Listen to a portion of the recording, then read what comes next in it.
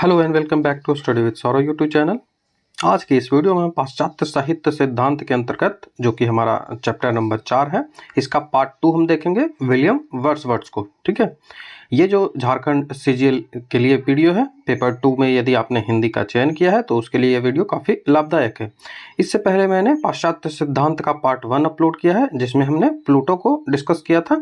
तो आज के इस वीडियो में हमने विलियम वर्ड्सवर्थ को डिस्कस करेंगे। ये जो हमारा चैनल है उस पर आपको कई सारे वीडियोस मिल जाएंगे। आप जो प्लेलिस्ट है उसको चेक कर लोगे। यदि आप हमारे चैनल पर नए हैं तो प्लेलिस्ट चेक करना ना भूलें। ये जो वीडियो है जो झारखंड सीजीएल हिंदी पेपर 2, इसके लिए प्लेलिस्ट है जेएससी सीजीएल हिंदी पेपर 2 करके। तो यदि आप इस प्लेलिस्ट के सारे वीडियोज़ को एक जगह देखना चाहते हैं तो आप इस प्लेलिस्ट को ज़रूर चेक करेंगे। कई सारे वीडियोज़ हमारे चैनल पर आपको मिल जाएंगे तो उनको आप चेक कर लोगे। ये हमारा टेलीग्राम चैनल है जिसको आप ज्वाइन कर लोगे, क्योंकि जो वीडियो के पीडीएफ होते हैं, इंपॉर्टेंट जो इन्फॉर्मेशन होती है, मैं यहीं पे अपलोड करते रहता हूं। तो हमारा ये टेलीग्राम है, ये स्टडी विद सौरभ ऑफिशियल। तो इसको आप या तो टाइप करके ज्वाइन कर सकते हो या फिर मैं लिंक डिस्क्रिप्शन में दे दूंगा, तो आप वहाँ से उसको ज्वाइन कर लोगे। तो चलिए अब हम शुरुआत करते हैं। सबसे पहले विलियम जो वर्ड्सवर्थ हैं उनके जीवनी के बारे में थोड़ा सा जानकारी ले लेते हैं, ओवरव्यू ले लेते हैं, क्योंकि इससे हमेशा सवाल जो है वो पूछे जाते हैं। तो इनका जो जन्म हुआ वो 1770 ईस्वी के आसपास हुआ, आसपास बोल रहा हूँ, 1770 ईस्वी में हुआ। और उसके बाद जो इनका मृत्यु हुआ वो 1850 ईस्वी में हुआ। जो विलियम वर्ड्सवर्थ इनका नाम था और इनका जन्म इंग्लैंड में हुआ था। ये एक कवि थे। कवि में कवि ऐसे होगा, ठीक है, इस तरह से होगा, ये मिस्टेक है। इनका पेशा था, ये कवि थे, बाद में ये आलोचक बने। ठीक है, तभी इनके हम सिद्धांत को पढ़ रहे हैं। इनकी जो शिक्षा हुई सेंट जॉन्स कॉलेज कैम्ब्रिज से हुई थी, ये आप याद रखोगे। यह स्वतंत्रवाद आंदोलन से संबंधित है। स्वतंत्रवाद जिसको इंग्लिश में रोमांटिसिज्म बोलते हैं, रोमांटिसिज्म से ये जो प्रभावित थे। इसमें जो ये जो रोमांटिसिज्म है, इसको थोड़ा सा आप जान लेंगे कि इसमें होता क्या है। तो इसमें होता है कि जो काव्य में भाषा का आप प्रयोग करते हैं, जो मतलब कि कविता, सीधा सीधा काव्य का अर्थ समझो, कविता या फिर साहित्य, जो इसमें यदि आप भाषा का प्रयोग करते हैं तो वो भाषा होनी चाहिए, वो नॉर्मल होनी चाहिए। ठीक है, वो कृत्रिम भाषा नहीं होनी चाहिए, वो टफ भाषा नहीं होनी चाहिए।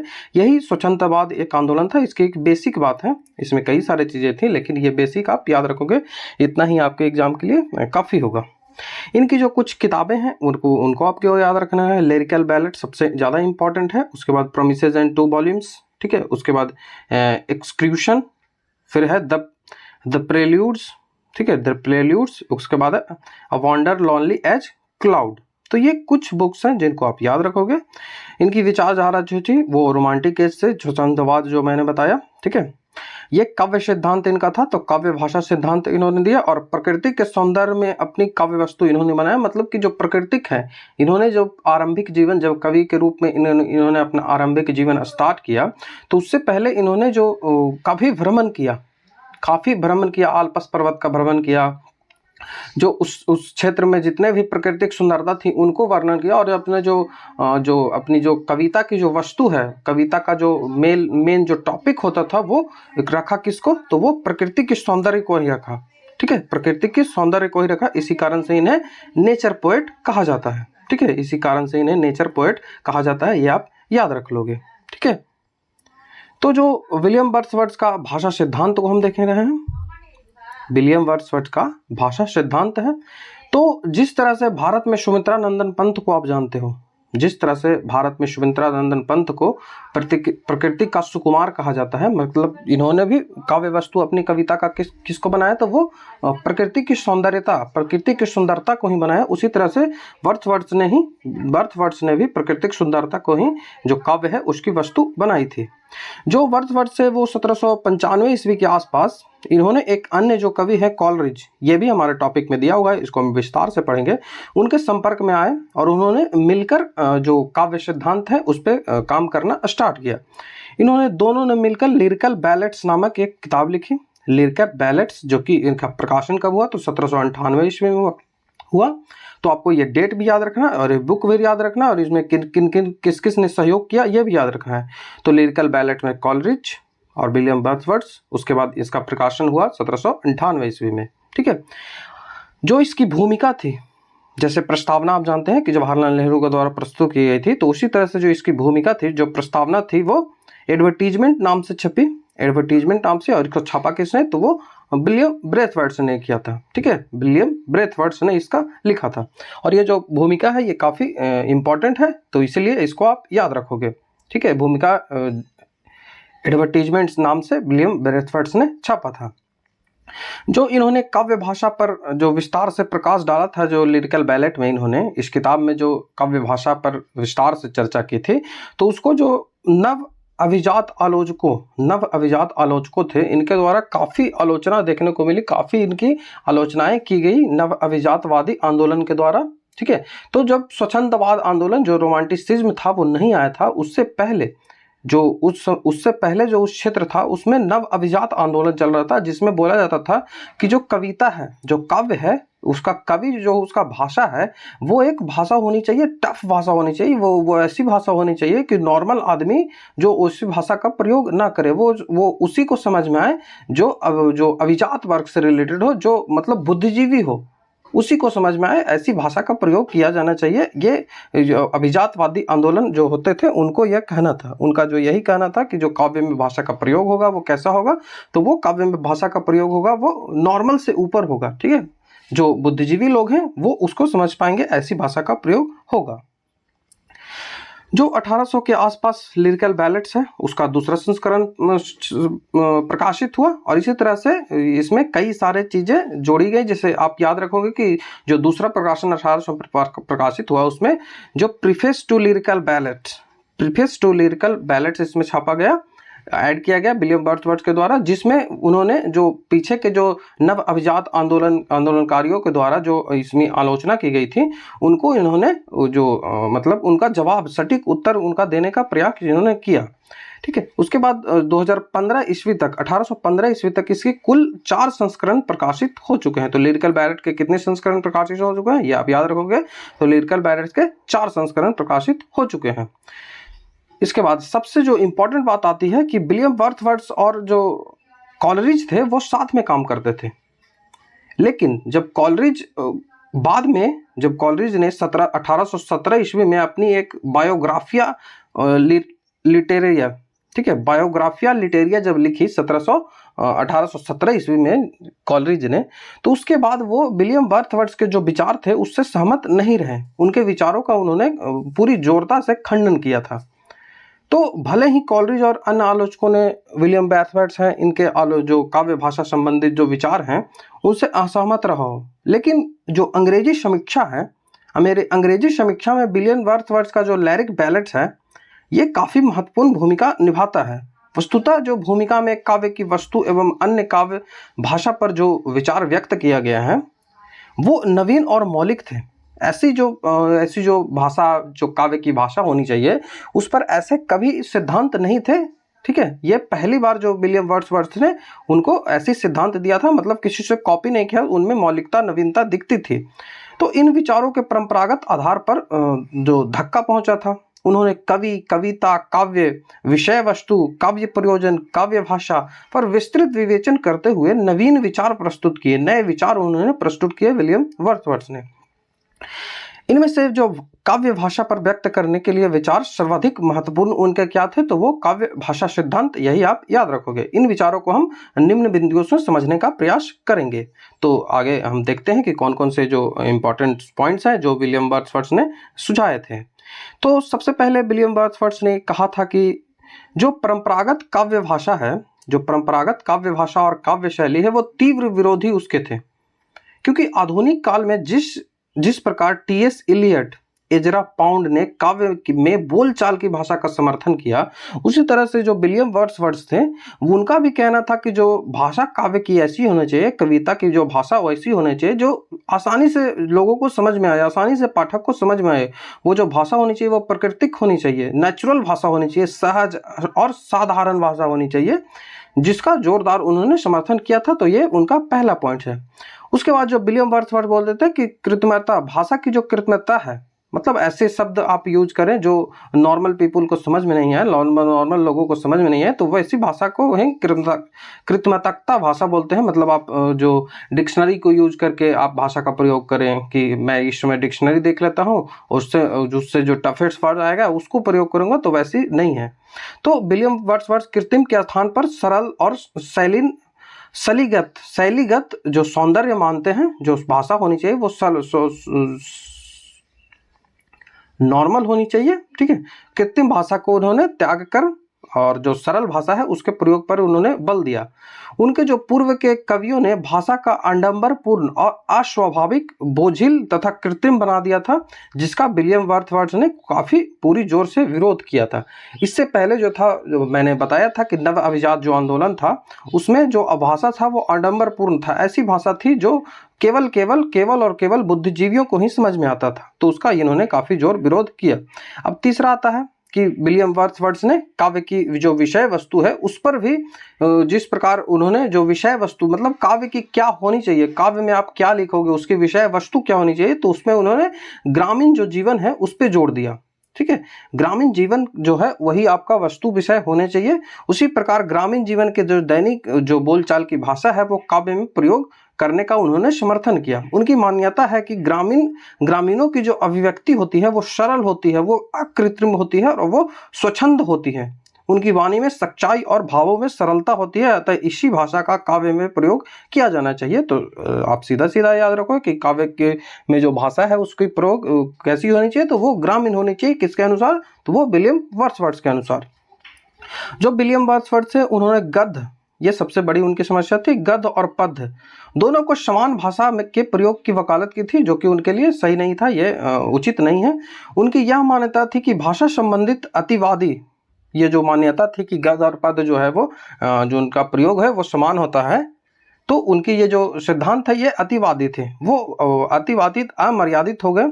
ऐसा उन्हें नहीं करना चाहिए था, क्योंकि गद्य और पद्य में अंतर केवल छंद के कारण ही नहीं होता, अपितु वाक्य विन्यास, पद चयन, अलंकारिता आदि के कारण भी इसमें अंतर आते रहता है।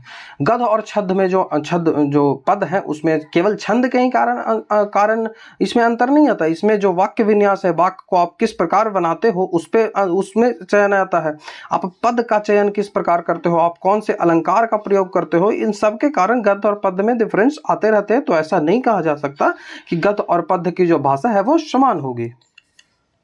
नेक्स्ट विलियम वर्ड्सवर्थ कहते हैं कि poetry is the spontaneous overflow of power feelings. Poetry is the spontaneous overflow of powerful feelings. It takes it origin from emotion recollected in tranquillity. अर्थात वो कहना चाहते हैं कि कविता शक्तिशाली भावनाओं का सहज प्रभाव है, इसकी उत्पत्ति शांति की याद में की गई भावना से होती है। ये विलियम वर्ड्सवर्थ का कहना है। इसका मतलब हुआ कि प्रबल भाव वेगों का स्वच्छंद प्रभाव, अपने आप जो उसमें प्रभाव आता है, पर भाव का अपने जो भाव है उसका, तो वो प्रबल भाव ही भाषा स्वतः ही भव्य और सजीव एवं चित्रात्मक होती है। जब आपको एक जो अंदर से भावना के रूप में जो भाषा उत्पन्न होती है कवि की, वो भाषा होती है, वो सहज होती है, वो सजीव होती है, वो चित्रात्मक होती है। तो उसी भाषा का प्रयोग पे उन्होंने कहा है कि poetry is the spontaneous overflow of powerful feelings. It takes its origin from emotional recollected in tranquillity. तो विलियम वर्ड्सवर्थ की धारणा थी कि कृत्रिम भाषा निम्न श्रेणी के कवियों की देन है। जब कवि वास्तविक घटनाओं से जागृत भावों को काव्य में संजोता या गूंथता है, तब भावों की जो प्रबलता के कारण जो भाषा का सहज रूप से प्रभावी और अलंकृत हो जाती है। ठीक है, ये आप याद रखोगे कि विलियम वर्ड्सवर्थ की जो ये कहना है कि जो कृत्रिम भाषा का कवि प्रयोग किया, जो कृत्रिम भाषा का प्रयोग करते हैं कवि, टफ भाषा का जो प्रयोग करते हैं, वो नीच कवि होते हैं। ठीक है, वो निम्न कोटि के कवि होते हैं, उनका यही कहना है। जब कोई कवि यश की कामना से काव्य रचना करता है, जब कोई व्यक्ति यश की कामना से, वो चाहे कि हम फेमस हो जाएं, इस कामना से यदि काव्य रचना करता है, तब वो भाषा में आडंबर आ जाएगा। वो चाहेगा कि हम ऐसी भाषा का प्रयोग करें, ऐसे हम मेरे में कंटेंट नहीं है तो मैं ऐसी भाषा का प्रयोग करूंगा जो लोगों को प्रभावित करे, ऐसा लगे कि हाँ पढ़ा लिखा व्यक्ति इसे लिख रहा है। टफ भाषा का प्रयोग करूंगा, टफ जो शब्द है उसके प्रयोग करूंगा तो इससे लगे कि हाँ जो व्यक्ति लिख रहा है वो पढ़ा लिखा होगा। तो ऐसे कर सकते हो आप। तो उसी तरह से ये करते थे, जो यश की कामना के लिए जो कवि लिखते थे उन्होंने आडंबरपूर्ण, कृत्रिमता और समास, अलंकार, जटिलता, उक्ति विक्ति मतलब व्यवहार का चमत्कार उन्होंने यूज कर इसको समावेश करते थे। और यह भाषा सहज नहीं होती थी, ये लोगों को समझ में नहीं आती थी, ये केवल बुद्धिजीवियों के लिए होती थी। तो काव्य में इस जिससे ये जो काव्य होता था वो अनुपयुक्त बनाते थे, काव्य के लिए इसे अनुपयुक्त बताए हैं किन्होंने, तो विलियम वर्ड्सवर्थ ने। सीधी सी बात आप समझ लोगे, जो नॉर्मल भाषा का इन्होंने प्रयोग पे वकालत की है ये आप याद रख लोगे। नेक्स्ट है कि विलियम वर्ड्सवर्थ यद्यपि छंद को कविता के लिए अनिवार्य नहीं मानते, तथापि जो छंद की महत्वता है एवं जो शक्ति को स्वीकार वो करते हैं। उनके विचार में छंद युक्त होने पर कविता सम, संतुलित और आनंदप्रद बन जाती है। छंद विषय के उपयुक्त होने चाहिए तभी वो प्रभावी कविता बनती है। रस छंद जब अलंकार पढ़ेंगे तो छंद से जो है वो जो कविता है उनमें चमत्कार आते हैं, तो वही उनका प्रयोग पे उन्होंने बात किया है कि वो जो आप छंद पर का प्रयोग करेंगे तो कविता जो है सम हो जाएगी, संतुलित हो जाएगी, आनंदप्रद हो जाएगी। इस जो कविता पढ़ने से आपको आनंद मिलेगा, तो उसका इन्होंने बात किया है। उसके बाद जो विलियम वर्ड्सवर्थ के भाषा संबंधित जो विचार हैं उसकी आलोचना पे हम बात कर लेते हैं। उनके जो विचार हैं हमने देख लिया, यदि आपसे सवाल पूछा जाएगा तो उन्हीं से सवाल पूछा जाएगा। अब उनकी आलोचना थोड़ा देख लेते हैं कि क्या क्या उनकी आलोचना रही, उनके सिद्धांतों की क्या समस्याएं रही। तो सबसे बड़े जो आलोचक उनके हुए वो कॉलरिज हुए, जो बायोग्राफिया लिटेरिया है उनकी बुक, जो कि अब मैंने आपको बताया था कि 1817 ईस्वी में छपी थी, 1817 ईस्वी में छपी थी, या प्रकाशन भी याद रखेंगे कब हुआ था। तो इसमें इन्होंने बर्थवर्ड्स की जो विचारधारा है उसका काफी जोर विरोध से आलोचना किया था। तो आप देख लेते हैं कि इनके क्या क्या आलोचना थे। तो कॉलरिज के अनुसार जो ग्रामीण भाषा की शब्दावली अपर्याप्त और कम चलाऊ होती है। उनका कहना था कि जो ग्राम की भाषा होती है, जो गांव की भाषा होती है, वो अपर्याप्त होती है कविता लिखने के लिए, एक साहित्य लिखने के लिए। वो एक कम चलाऊ भाषा है, इसमें काव्य की जो गहन, सूक्ष्म और विविध अनुभूतियां होती है, जो भाव होता है वो नहीं आ पाता है। इनको व्यक्त करने की क्षमता जो होती है वो ग्रामीण भाषा में नहीं होती है। तो ये इन्होंने कहा, जो विलियम वर्ड्सवर्थ कहते थे कि ग्रामीण भाषा का प्रयोग किया जाता है, तो उनका इन्होंने इस तर्क के साथ विरोध किया। इस संबंध में यह कहना उपयुक्त है कि जो विलियम वर्ड्सवर्थ है ग्रामीण भाषा पर जो प्रयोग के बात करते थे, लेकिन उनका कथन था कि कवि को यथासंभव ग्रामीण भाषा का प्रयोग किया जाना चाहिए। जब तक मतलब संभव हो तो वो ग्रामीण भाषा का ही प्रयोग करे, ये विलियम वर्ड्सवर्थ का कहना था। वर्ड्सवर्थ के काव्य में उस भाषा के प्रयोग पर बल देते हैं जो मनुष्य की वास्तविक भाषा है, अर्थात कृत्रिमता से बचने की बात कहते हैं। किंतु कॉलरिज का मत है कि प्रत्येक मनुष्य की भाषा, ज्ञान, क्रिया, संवेदना, शिक्षा का स्तर जो होता है वो भिन्न भिन्न होता है।